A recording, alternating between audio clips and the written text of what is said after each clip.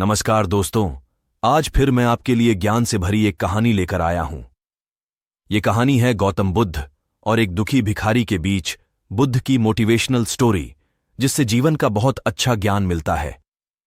तो आइए स्टोरी को शुरू करें। इससे पहले आप चैनल को सब्सक्राइब नहीं किए हैं तो कृपया चैनल को सब्सक्राइब करके मेरा हौसला बढ़ाएं।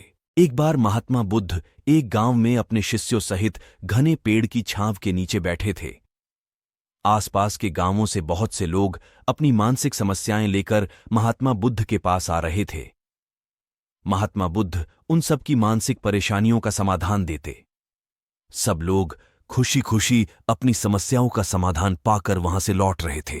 वहीं से कुछ दूर बैठा लोगों को बुद्ध के पास जाते देख एक दुखी भिखारी अपने भाग्य को कोसता हुआ यही सोचने लगा कि अभी कुछ देर पहले तो ये लोग दुखी मन से मुंह लटकाए उन महात्मा के पास गए थे, और अब इतना खुश होकर कैसे वापस लौट रहे हैं। आखिर माजरा क्या है? जरा मैं भी जाकर देखूं कि वो महात्मा ऐसा कौन सा खजाना बांट रहा है इन लोगों को। वे इतने प्रसन्न हुए कि उनके चेहरे लाल हो गए।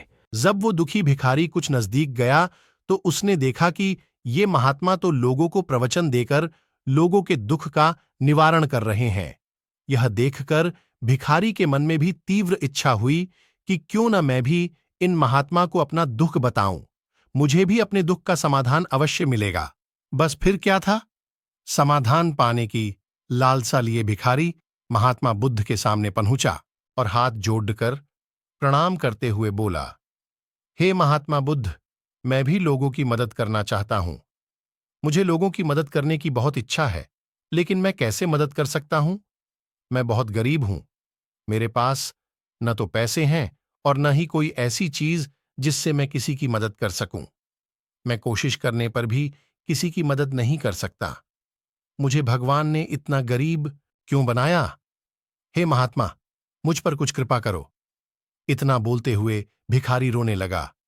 महात्मा बुद्ध बोले, आप बहुत अज्ञानी हैं, क्योंकि आप अभी तक इस भ्रम में जी रहे हो कि तुम्हारे पास कुछ नहीं, जबकि दूसरों को कुछ देने के लिए तुम्हारे पास बहुत कुछ है। तुम बिना धन और वस्तु के भी दूसरों की मदद कर सकते हो। तुम्हारे पास जुबान है जिससे तुम मीठे शब्द बोलकर किसी के दुखी चेहरे पर मुस्कान ला सकते हो। इन्हीं शब्दों की ताकत से तुम किसी के भी टूटते हौसलों को फिर से मजबूत कर सकते हो। इन शब्दों की शक्ति से आप किसी के भी मन में सकारात्मक विचारधारा के बीज बो सकते हो और उसे गलत रास्ते पर जाने से रोक सकते हैं। तुम्हारे दो हाथों से किसी भी कमजोर या लाचार व्यक्ति की सहायता कर सकते हो। आपके दो आंखें किसी अंधे को रास्ता दिखा सकते हैं। तुम किसी के लिए दुआ कर सकते हो। यह हो सकता है कि उनके बुरे काम फिर से हो जाएं।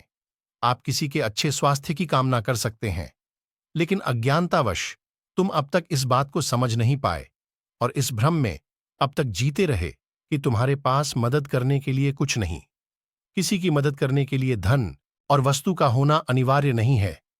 बिना धन और वस्तु के भी हम कई प्रकार से लोगों की मदद कर सकते हैं। महात्मा बुद्ध के ज्ञान से भरे ये सुंदर शब्द सुनकर भिखारी के चेहरे पर